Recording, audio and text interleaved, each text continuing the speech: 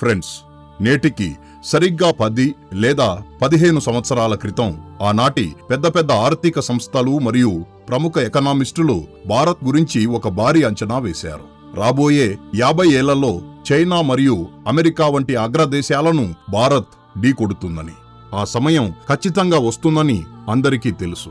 అయితే ఆ సమయం రావడానికి కాస్త సమయం పట్టొచ్చు, కానీ ఇంత త్వరగా ఆ రోజు వస్తుందని, ఇంత అద్భుతం ఇప్పుడు కళ్ళ ముందే జరుగుతుందని ఎవరూ ఊహించలేదు. అలాంటిది ఇప్పుడు చూడండి. గత 19 ఏళ్లుగా స్వేచ్ఛా వాణిజ్య ఒప్పందం కోసం చర్చలు సాగుతూనే ఉన్నాయి.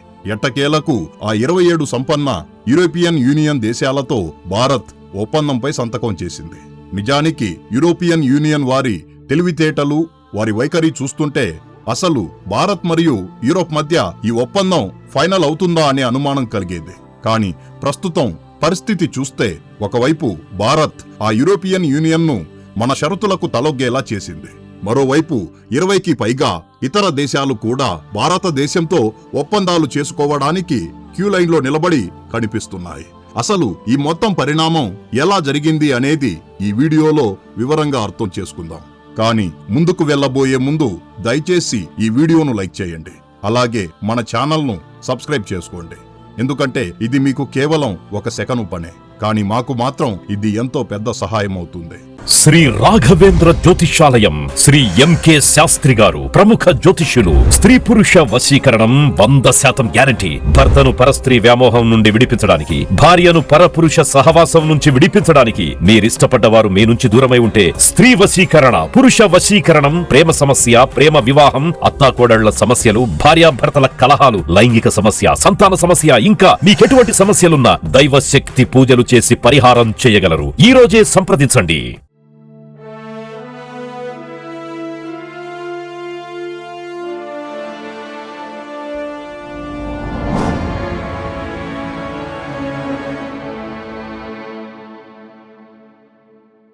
వాస్తవానికి భారత్ గురించి దశాబ్దాల క్రితం ఏ అంచనాలైతే వేశారో దానికి తగ్గ వాతావరణం ఇప్పుడు పూర్తిగా సిద్ధమైంది.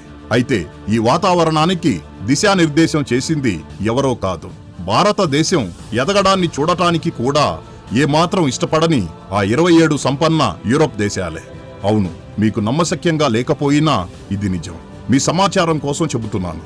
ఇటీవల భారత్ ఏ యూరోపియన్ యూనియన్ దేశాలతో స్వేచ్ఛా వాణిజ్య ఒప్పందం చేసుకుందో ఆ దేశాలన్నీ టెక్నాలజీ మరియు మిషనరీ కాంపోనెంట్స్ విషయంలో ప్రపంచంలోనే ఎంతో ముందున్నాయి.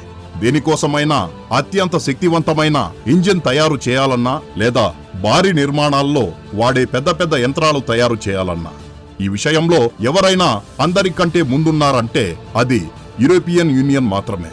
నేటికి ఈ రంగంలో వారిద్దే పైచేయి. కానీ కొన్నేళ్ల క్రితం భారత్ వంటి దేశాలు ఈ రంగాల్లో నెమ్మదిగా అడుగులు వేయడం ఎప్పుడైతే మొదలు పెట్టాయో అప్పటి నుండే యూరోపియన్ యూనియన్ కు లోపల భారత్ వంటి వర్తమాన దేశాలను చూసి అసూయ మొదలైంది. అయితే యూరోప్ దేశాలు నేరుగా బయటపడకపోయినా పరోక్షంగా భారతదేశంపై రకరకాల నియమ నిబంధనలు, షరతులు రుద్దడం ప్రారంభించాయి. వాటి ఉద్దేశ్యం చాలా స్పష్టం: భారతదేశం యొక్క వేగాన్ని తగ్గించడం. కొన్నిసార్లు పర్యావరణం పేరుతో కార్బన్ ట్యాక్స్ అని గొడవ చేస్తే, మరికొన్నిసార్లు లేబర్ స్టాండర్డ్స్ అని, డేటా ప్రొటెక్షన్ అని అడ్డంకులు సృష్టించారు. ఉదాహరణకు 2013 తర్వాత యూరోపియన్ యూనియన్ చాలాసార్లు భారతీయ స్టీల్, టెక్స్టైల్ మరియు కెమికల్ ఉత్పత్తులపై నాన్ టారిఫ్ బ్యారియర్స్ విధించింది. ఇక 2021లో అయితే యూరోపియన్ యూనియన్ నేరుగా CBAM ప్రకటించేసింది. దీని ప్రభావం భారత్ వంటి తయారీ రంగం కలిగిన దేశాలపై తీవ్రంగా పడుతుందని ఖాయమైంది. నిజానికి ఒకవేళ భారతదేశానికి గనక తయారీ రంగం, సప్లై చైన్ మరియు గ్లోబల్ ట్రేడ్లో పూర్తి స్వేచ్ఛ లభిస్తే యూరోప్లోని జర్మనీ, ఫ్రాన్స్, ఇటలీ వంటి దేశాల పట్టు మెల్లమెల్లగా సడలిపోతుందని వారికి బాగా అర్థమైంది. సరిగ్గా ఇందుకే గత 19 ఏళ్లుగా FTA చర్చలు సాగుతూనే ఉన్నాయి తప్ప ప్రతిసారి ఏదో ఒక సాకు చూపి దాన్ని ముందుకు వెళ్లనివ్వలేదు. కానీ కథ ఇక్కడితో ఆగిపోలేదు. ఎప్పుడైతే Bharat make in India, PLI scheme మరియు లాజిస్టిక్స్ ఇన్ఫ్రాస్ట్రక్చర్ పై పని వేగవంతం చేసిందో అప్పుడు ప్రపంచంలోని పెద్ద పెద్ద మార్కెట్ల చూపు భారత్ వైపు మళ్లింది. అమెరికా అయినా, మిడిల్ ఈస్ట్ అయినా, లేదా ఆఫ్రికా మరియు సౌత్ ఈస్ట్ ఆసియా అయినా, ప్రతి చోట భారత్ తన ఉనికిని బలంగా చాటుకోవడం మొదలుపెట్టింది. సరిగ్గా అప్పుడే యూరోపియన్ యూనియన్ కు ఒక విషయం బోధపడింది. ఇప్పుడు గనక భారతదేశాన్ని అడ్డుకుంటే భారత్ యూరోప్ను వెనక్కి నెట్టి తన సొంత కొత్త దారులను తానే ఏర్పరుచుకుంటుందని. ఫ్రెండ్స్, ప్రపంచం తల వంచడానికి సిద్ధంగానే ఉంటుంది, కానీ తల వంచేలా చేసే సత్తా ఉన్నవాడు కావాలి. ఇప్పుడు ఇక్కడి నుండే కథ పూర్తిగా మలుపు తిరుగుతుంది.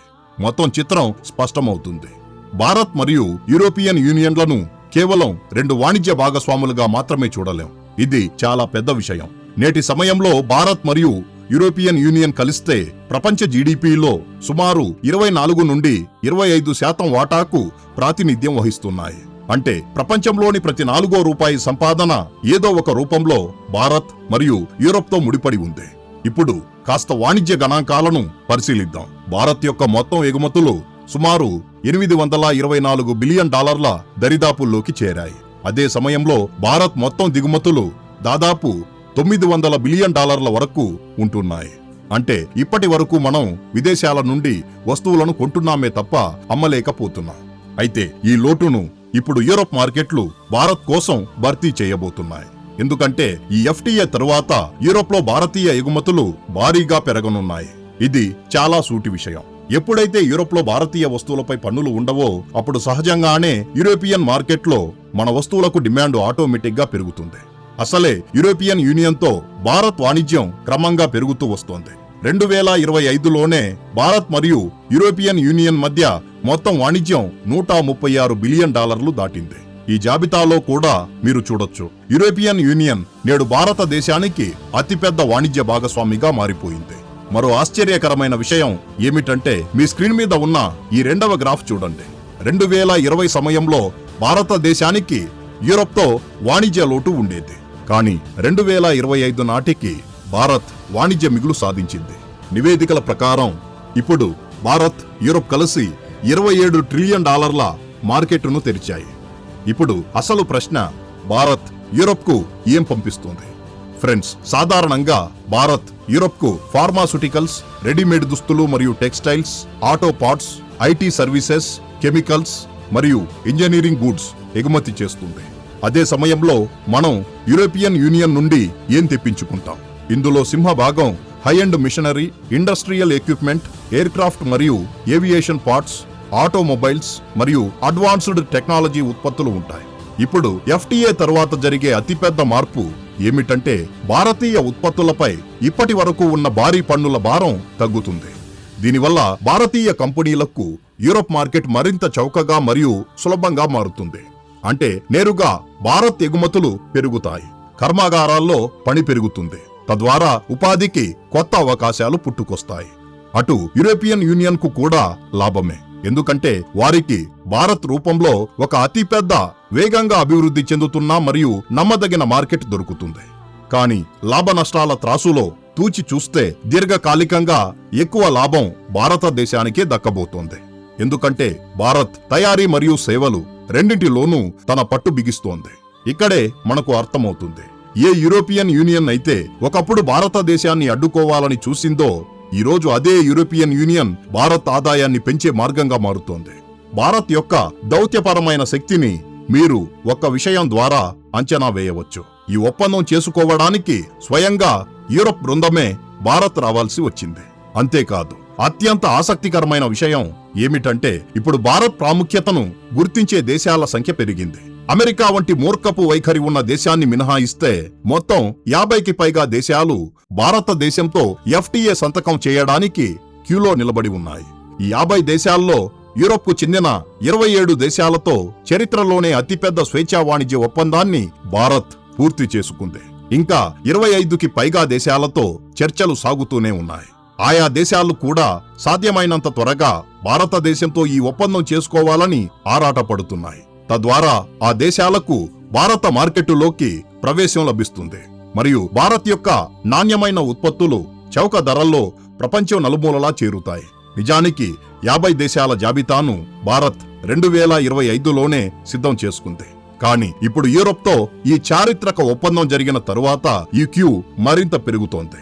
కేవలం అమెరికా మాత్రమే ఇప్పటికీ భారత్ విలువను అర్థం చేసుకోలేకపోతోంది. పైగా భారతదేశంపై పన్నుల మీద పన్నులు వేస్తోంది. అందుకే అనేక మంది ప్రముఖ ఫైనాన్షియల్ నిపుణులు అమెరికాను మూర్ఖపు దేశాల జాబితాలో చేరుస్తున్నారు. చివరిగా భారతదేశం సాధించిన ఈ చారిత్రక విజయం గురించి మీరేమంటారు? మీ అభిప్రాయాన్ని దయచేసి కామెంట్ బాక్సులో తెలియజేయండి. ఈ వీడియోకింతే ఫ్రెండ్స్. ఈ వీడియో మీకు నచ్చినట్లయితే లైక్ చేయండి. అలాగే ఇలాంటి మరిన్ని ఇన్ఫర్మేటివ్ వీడియోస్ కోసం ఇప్పుడే మన ఛానల్ను సబ్స్క్రైబ్ చేసుకోండి. జై హింద్.